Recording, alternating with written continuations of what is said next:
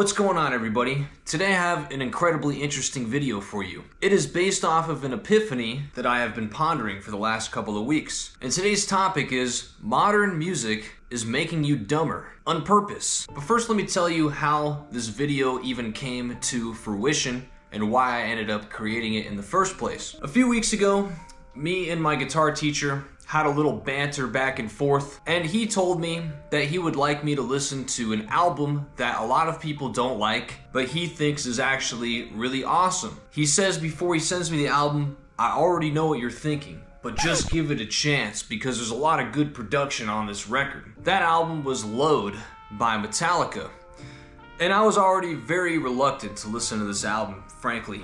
I was like, man, you already know how I feel about this, and I put on the record while I was at the gym. I really wasn't surprised by my own reaction to the record. I found myself basically not being able to make it through the first 2 minutes of most of the songs, skipping past a lot of parts, and then I decided to give him some constructive feedback that wasn't just, pure bias against the album, but basically amounted to, I really don't like this album at all. In fact, I think it is kind of garbage. But that's aside the point. Because he tortured me with this album, I decided I would torture him by sending him an album that I liked to listen to, that a lot of people would hate. But I said, just give it a chance, man. You guys are gonna really hate this one. I mean, I'm not even gonna try to cover for myself on telling you what this album was because I already know that this is trash, but a guilty pleasure of mine, unfortunately. This album is If You're Reading This, It's Too Late by Drake. Now I already know what you're thinking. You're probably like, dude, I just lost respect for you for even liking that. You know what, I can't even argue with that if that is the case. But it actually led me to an even greater subject, which we'll be discussing in today's video, on why modern music is literally ruining your life. Hey, real quick, before I jump into this video, if you're interested in private guitar instruction with yours truly online, my email is in the link in the description below. Just shoot me an email, state your case, and I will get back to you. Also, don't forget to sign up for my free monthly newsletter, free written guitar lesson every month, as well as access to all of my tabs. Link in the description and pinned comment as well. Back to the video. Of course, my guitar teacher got back to me on this album, and I was actually surprised he listened to it. And he actually seemed angry that I sent him the album, if I'm being honest. It at least was perceived that way initially. And he basically said, I don't even understand how you could like this. This is the epitome of what is killing our musical culture at the moment, and we should not even indulge in this type of thing. Frankly, it is borderline not even music. And I thought about this a lot because initially I was thinking, well, this is just some old guy telling me this crap, What does he even know? Well, I pay him money every month, so he obviously knows something. I really pondered this a lot, and I actually decided I have been caught in what I believe is a trance here. Why have I accepted this into my life when he's totally right? This is borderline not music, and let me explain why. Modern music, in its current form, uses many digital sounds. Many of these sounds you hear were not created by an organic source, but rather created by man, either through digital sampling, artificial artifacts, or just creation through synthwave, MIDI, etc. Now, while not all of these things are completely inorganic, most of them are, and created to give you a stagnated sound with no dynamic range or any harmonic progression. Let me explain further. Digital simplicity in music is a trance mechanism. Now, while I have grown up with much of this digital sound, one of my favorite artists ever growing up was Tyler, the Creator. Now, of course, if you're older and watch the channel, maybe you don't know who that is, but basically Tyler, the Creator is a really huge rapper slash somewhat R&B artist. He was known for producing all his beats, similar to Kanye West, allegedly, even though when we look up his songwriting credits, there's usually 5 people on each song. And that's also the same for Drake, probably the same for many of your favorite artists, but I digress. Tyler the Creator was known for creating his own beats, and people looked at him as basically a musical genius for this purpose.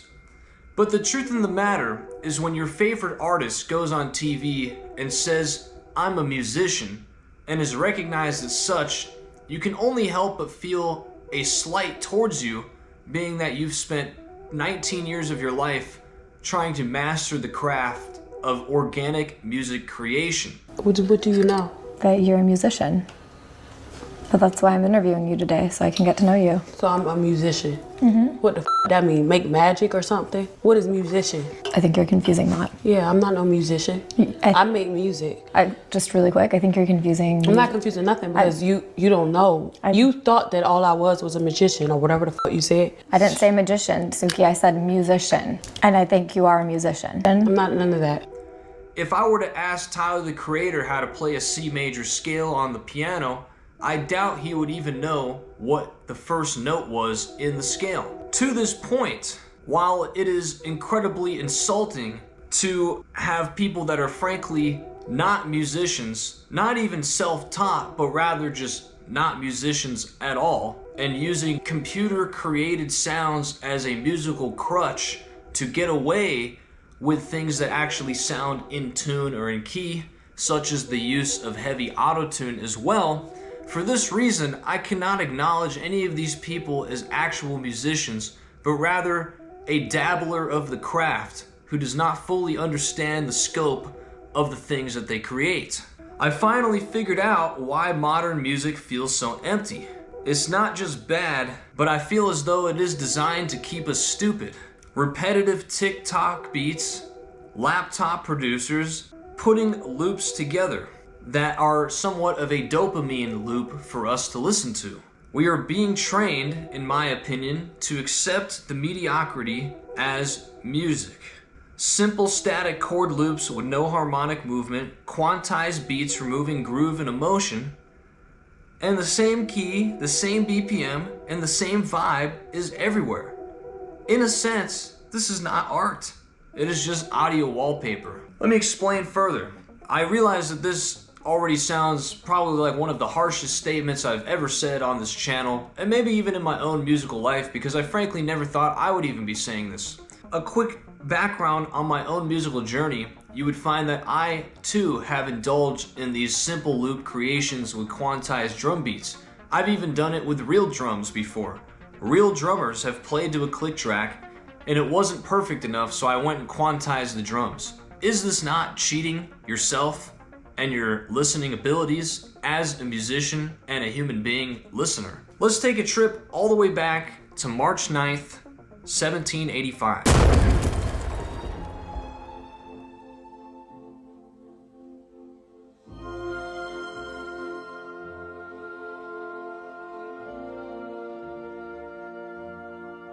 Mozart was working on composing one of the greatest piano concertos ever written, Piano Concerto No. 21 in C major, ironically as we speak of the key of C major, and this was completed on March 9th, 1785, 4 weeks after the completion of his previous D minor concerto. Obviously his most famous one became the Piano Concerto in C major. Now it's interesting not to digress too much on this subject, but when we think of the key of C major, many musicians think, oh, this key is very bland, no sharps, no flats. If you play it on a piano, no black keys. You would almost find it hard to believe that you could compose such a beautiful harmony in the key of C major, yet Mozart achieved this to the nth degree at the highest level possible. Why is this music so ingenious in our minds compared to some of the other, quote, geniuses that are recognized in modern society? Well, Mozart understood how to arrange instruments in their proper cadence to actually achieve the sounds he wanted to create in his head. Why a piano concerto? Well, let's talk about the piano as an instrument by itself. This was a relatively new instrument at the time of Mozart. You could think of it as the electric guitar of the 1700s, the late 1700s at that. Before that, you had the harpsichord that you could think of really as the banjo of piano. And piano was an incredibly innovative instrument. One of the most unique qualities of the piano is you do not have any form of sustain with the keys. As soon as you play a note, that note immediately loses sound quickly. Of course, you can use the damper pedal to prolong this effect, but either way, you basically have no way of permanently sustaining a note on piano. You hit the note and it leaves you immediately. Because of this, you get kind of a majestic, mysterious tone. In fact, a very soulful tone, because you only have so much time to profess the emotions that you're trying to portray on the instrument before the notes fade into oblivion. Because of this, Mozart perfectly implemented this instrument into his famous piano concerto by initially having the melody played by the string section. Now, of course, we know the string section can actually sustain notes much easier than a piano because you can keep the note going as long as you really want to, especially on a violin for the most part. The difference between a violin and a piano is a violin doesn't have as much dynamic range as a piano. You can play the notes harder on piano, which will make it much louder, or you can hit it with the soft pads of your finger and it will be very, very quiet, almost as a whisper. The amount of expression that you can achieve with the piano is incredibly difficult to replicate on most stringed instruments.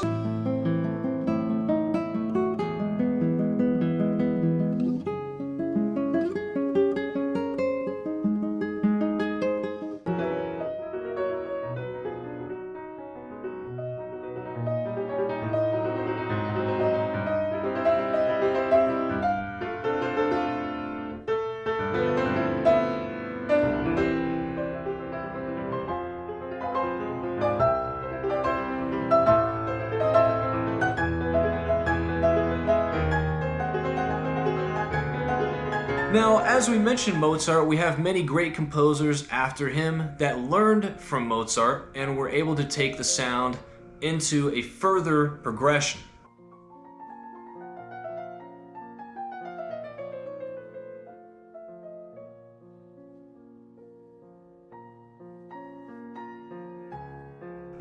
Chopin would have been the next person in line after Beethoven, of course, and Beethoven in his own right took piano specifically as well as classical music to great new heights. Chopin took that basically to some of the furthest possible musical limits that we've ever seen achieved in all of humanity. To our surprise, Chopin only performed roughly 30 times in his entire life. All of the music that he taught to his students, he would teach them how to improvise certain parts of the music while still carrying the main theme of the melody. He took counterpoint and rearranged it in ways that we have never actually seen before, especially in the times of Bach where everything was perfect harmony. Chopin basically took the imperfections and made it what we call floral counterpoint, which is why his music sounds so mysterious.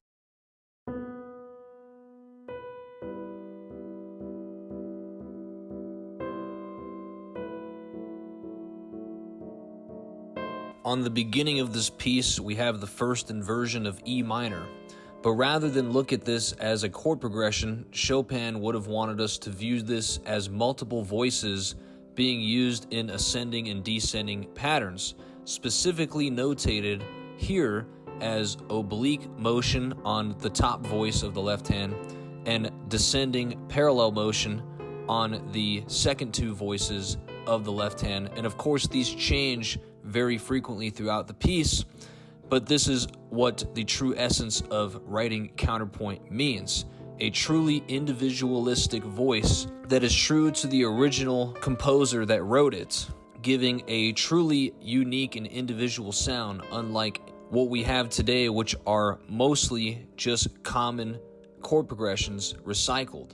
While these harmonies of old were meant to entrance us into the music to have what we would consider to be a somewhat even spiritual experience, our modern music now has us in a trance in a different way. Think about this. There are literally playlists designed on Apple Music for you to do your study work to, or even your homework to, that'll actually help you focus your brain even harder on the task at hand. Now, why would this be? A very surface level thought behind it is that classical music is just intelligent music, highly intelligent. In fact, it hits certain parts of your brain that give you a certain stimuli that actually help you focus on certain tasks and actually take in knowledge and keep your brain active. This is what I would call intelligent music.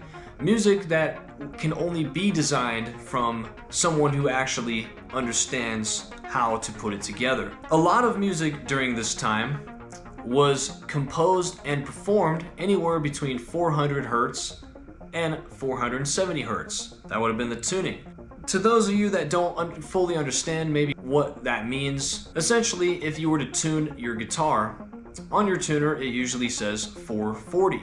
That is what we consider to be the standard modern tuning for all instruments. In fact, when you open even a sample library, you will find all the samples tuned to 440. You'll almost never find it tuned differently from that. This is the frequency in which the sound actually sits when you're listening to it. If you were to tune it up or down from there, you will hear the notes tuned just slightly higher or just slightly lower overall in your listening experience. Now, while there is not a super high amount of concrete evidence to back 440 hertz being what we would consider fatiguing to the human brain, just know that there are albums literally composed in 432 hertz, which is what was considered to be more of the standard in the times of Chopin and Franz Liszt and Mozart. That is considered to be a bit more relaxing to the human body and the human mind in the listening experience. You could call this a healing frequency. Now, there's a lot of debate that goes on between if these healing frequencies are actually scientifically backed or not, if 440 is actually considered fatiguing to the human mind. And frankly, in this video, I'm not going to get into if either one of those is true or false, but I encourage you to do some research on your own and think for yourself on the subject. Nonetheless though, static chord loops with no harmonic movement are not intelligent music. In fact, you could consider it more of a hypnotic trance that one's mind is going in. What this is doing is it's taking the active part of your brain and reducing any sort of stimuli that would keep you from an active listening experience and taking it to a completely passive listening experience. Almost as if you're asleep in a hypnosis, rather than actively hearing melody and harmony and your subconscious being able to sift through it. You're passively just accepting the standard loops that are playing in your brain, which your subconscious actually sees as basically a kind of trance. Quantized beats are unnatural to the human psyche. When a drummer plays in real life, it is literally impossible to play perfect. It is not human. When we listen to these quantized beats, it also puts us in a passive trance as the subconscious realizes that this is not a human being playing this instrument, but rather an artificially created loop. Again, not being able to pick out intelligent design, but rather artificially created stagnation. Without harmonic progression and movement in the rest of the music, meaning a melody and a counter melody or a counterpart, the music is essentially one-dimensional, which again causes the mind to stagnate and not able to actively perceive its surroundings. When we remove the second factor of counterpoint, which is modal interchange or modulation, many of the pieces of old from classical music, especially, you will hear a lot of modal interchange, meaning switching the key. A perfect example of this would be going up the circle of fifths, C to G, G to D, D to A to E, etc., etc. If we were going to look at it in the key of C, a lot of the time what a composer might do is rather than transitioning from the 1 chord to the minor 2 chord, they would take the fifth of the D chord, that is the second chord of the key, and they would go up a fifth. This would actually take you out of the key, because if you treated D as its own key, and then the fifth of D, which would be A dominant, you would play an A dominant chord before transitioning into D minor, which gives you somewhat of a key change effect without actually feeling like it was unprecedented, but actually a purposeful, colorful harmonic movement. This could happen multiple times throughout a piece of music on so many different layers, but the most basic layer that we would consider this to be would be ascending or descending fifths.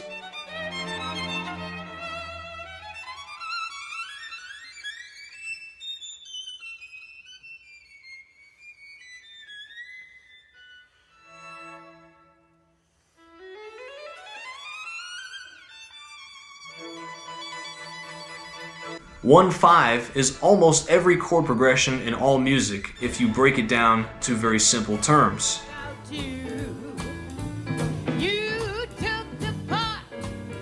What is missing in current music is that exact cadence that I just mentioned.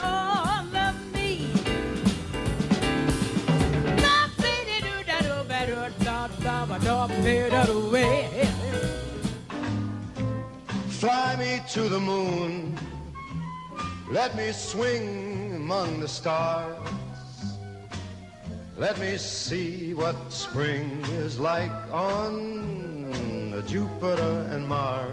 Most songs are either 1-4-5 major, 1-4-5 minor, 6-2-5-1 major, or a variation of those three chord progressions. There is almost no harmonic movement in a Taylor Swift song. It is so repetitive and basic that it quite literally puts your subconscious to sleep. Parallel this with social media and TikTok trends, and you can see how short of an attention span your brain is being trained to accept. Now when music comes out, rather than the short 3-minute bops that you used to hear, now you actually are hearing more like a 2.5-minute song. In fact, I've even had singers send me music that is 1.5 minutes long. This repetitive loop-based hypnosis type of music is actually the same music that you'll hear at the casino or even in an elevator, meant to just keep your mind passive and locked into the task at hand without actively perceiving your surroundings.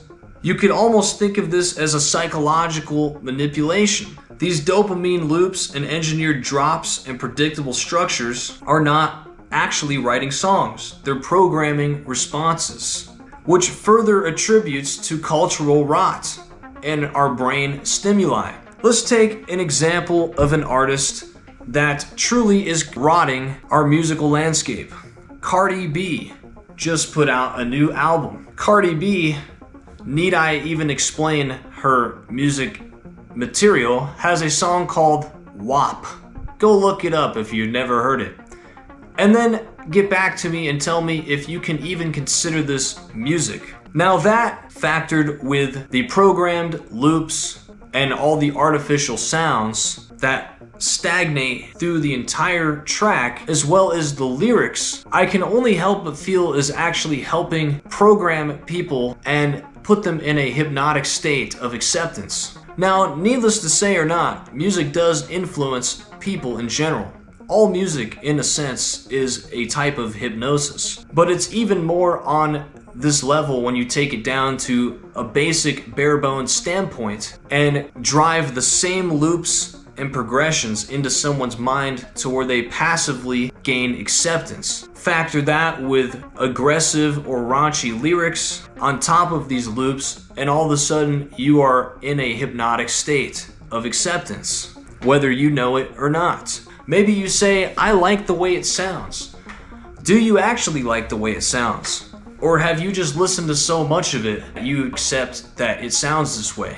If you were to try to do a cleanse of your musical brain, and let's say only listen to classical music, or maybe even jazz for that matter, but I would say more classical, as that would be the purest form of music in a sense. Ask yourself, after a week of only listening to classical music, if you still like the way that other music sounds. Or do you feel like now it does not sound like music, but rather a hypnotic trance? If we keep feeding on loops, we will forget what it felt like to feel anything through music. Maybe it's time we wake up. If you consider yourself a real musician, please share this video with people that you think need to see it. This topic of conversation that's been on my mind for the last couple of weeks has really led me to believe that music is in a bad place right now and it needs saving. And the more that we feed into artificially created sounds, loops, and instrumentation, the more we're actually killing our own kind, meaning people that have studied the craft for years and years on end to create something. Now, of course, at the end of the day, when you look at all these major artists, how many songwriters do they have on their track? Sometimes 4 or 5, maybe even more. If you look on the Drake album I aforementioned in the beginning of this video, you will see countless songwriters, more than I could even count, literally, if you look at the Wikipedia page. Now, a lot of these songwriters are actual musicians. That's how these artists actually get somewhat of a hit song out of what they are trying to portray, because frankly, a lot of them would not have it within them to create anything even remotely commercially viable to give out to the masses on their own. They need the help from people that actually have the knowledge and direction of what needs to happen to create music. Now, while these people are real musicians, a lot of them, they have also made a conscious choice to indulge in all of the negative aspects of music creation that I have mentioned in this video. Loop production, stagnated melodies, same chord progressions. Sometimes I've seen songs that are only 2 chords. Is that even a song at that point? You see what I'm saying? It lacks the intelligent design that I've been discussing in this video. Now, of course, when you're getting paid a lot of money to create this music, it's hard to say you wouldn't do something like that. But I think if we're looking at this from the big picture, we can't just accept everybody calling themselves a musician. While that might sound like an elitist mindset, I think we have to choose to accept some of that as truth. Some of these people are frankly just not musicians, guys. They are just entertainers. And they have been propped up to give us sounds that we call music in 2025. Now, of course, I'm not trying to shame anyone to not listen to this music. Look, I'm just as guilty as all of you. I just told you that I like a Drake record. I bet you I've done worse than all of you in my music tastes. But I'm also gonna tell you this. From here on out, I am now going to consciously try to listen to intelligent music. Music that is actually meant to stimulate my brain, because I no longer want to live in this passive listening phase, this hypnotic trance that I've discussed in this video. I do feel like it has affected my musical life in a sense and made me, in a way, less intelligent in my own creative choices in music. I don't even feel like I've created anything when I use artificial samples and loops on a majority of a track. It's like the old scene from the movie The Incredibles at the end of the movie where the supervillain Syndrome is selling his artificially created superpowers to the masses. And he has this quote that stuck with me my entire life. Once everyone's super, no one's super. I'll give them heroics. I'll give them the most spectacular heroics anyone's ever seen! And when I'm old and I've had my fun, I'll sell my inventions so that everyone can be superheroes. Everyone can be super! And when everyone's super, no one will be. And I do feel like that's where we are in the current state of modern music. The barrier to entry is so low because of the tools that have been developed through digital, artificial creation, that anybody can claim themselves as a musician. And I'm not gonna sit here and say whether you should or shouldn't do that, but I think all of you watching this video should at least take some of this in stride and critically think about a lot of the topics mentioned in this video. Please give me your feedback on this. I realize this is an incredibly controversial one, even for fans of the channel. Leave your comments below. I'd like to know what you think about this. I also want to make a very special announcement on the debut of this video that today I am launching my Patreon page. There, you will have access to me personally for music industry advice, guitar advice, music advice, anything you can think of that you've always wanted to ask me in the realm of music. You can submit your band, your solo music, your guitar demos. I will be doing a live stream every other week for all the patrons in this new community, and you will also be able to pick all my next video topics. So definitely make sure to head on over to my Patreon. The link is in the description below, as well as the pinned comment, and I'm looking forward to seeing you all there. Of course, if you want to study with me one-on-one, if you want to study some of the composition stuff that I've mentioned in the video, if you want to study guitar stuff, email me below. I only am taking a few more new students before I close lesson slots. Please like, share the video, subscribe, all that, and thanks for watching. I'll see you on the next one.